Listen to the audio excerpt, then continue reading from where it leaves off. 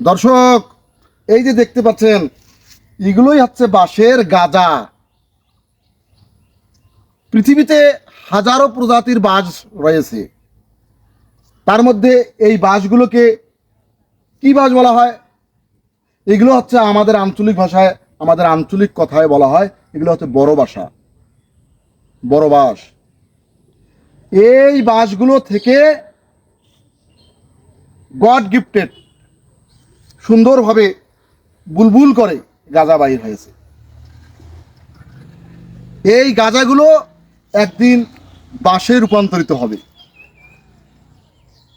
গাঁজা এবং বাঁশ সম্মিলিতভাবে বাঁশে পরিপূর্ণ হয়ে আসবে কিছুদিনের মধ্যে। তো এখন বর্ষাকাল, তাই প্রাকৃতিকভাবে বাঁশের গাঁজাগুলো বুলবুল করে বাহির হয়েছে। এই বাঁশগুলো আমাদের বসত বাড়িতে অতপ্রতভাবে জড়িত।